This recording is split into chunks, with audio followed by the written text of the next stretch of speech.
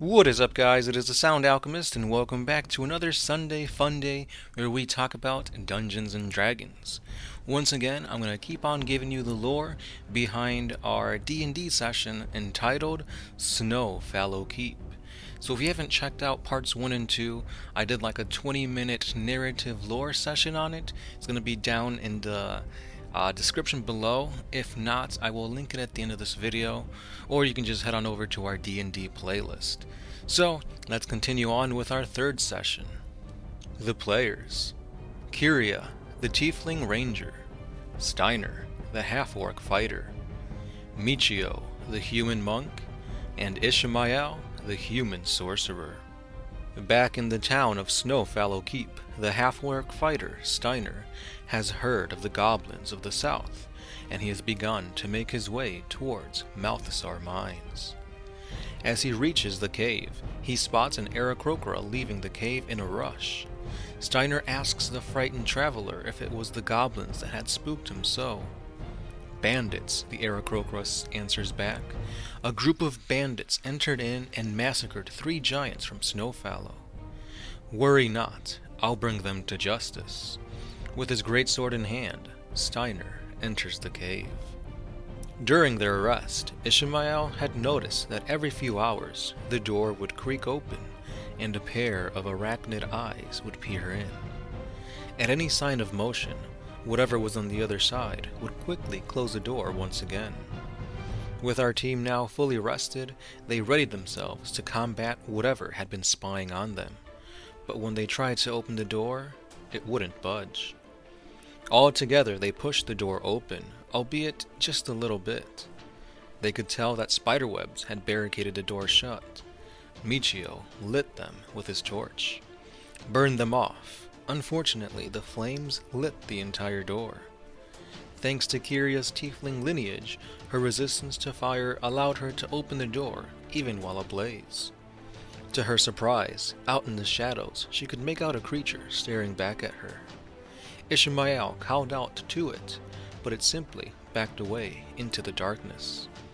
As they approached it, it would also slink deeper and deeper into the dark. "It means us no harm. Let's just ignore it for now," Michio said. "We came to hunt goblins, and we have yet to encounter any.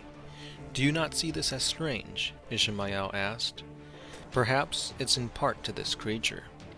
I'll keep my eye on it, but I agree with Michio. Let's continue onwards." As Stigner continues to enter deeper and deeper to the cave, he treks through spider-webbed paths, and up in the distance, he spots someone. The half-orc fighter launches an axe and charges forth. Stigner comes clashing in with his greatsword in hand, aiming for Michio. However, just before the sword and Michio's staff could clash, Kiria calls out to him. Surprised to see his past companion, Stigner asks if they have come across the band of bandits within the cave, stating that there was reason as to why he attacked. "Looks like this cave houses bigger dangers than goblins," Michio says. "Join us. It doesn't hurt to have a little extra muscle on the team. By the way, I'm Michio, and this is Ishamae. It appears you already know the others."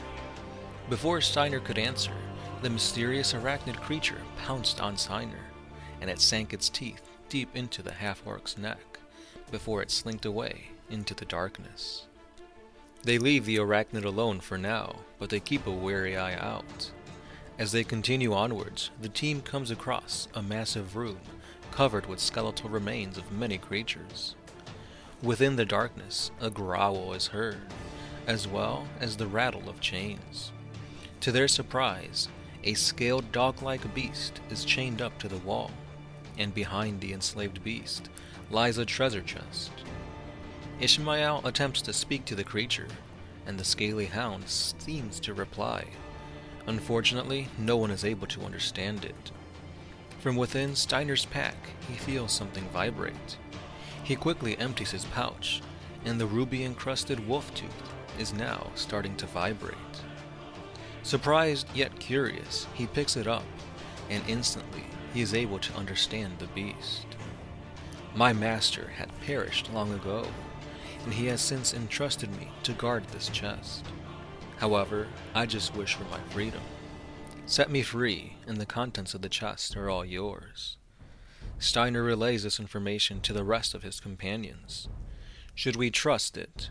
It could attack us once we free him. And also, we don't know what lies inside the chest. It is a risk I'm willing to take, Stigner replies. If it were me, I too would strive for freedom. And Stigner begins hacking away at the chains. But this loud clanging attracts some uninvited guests.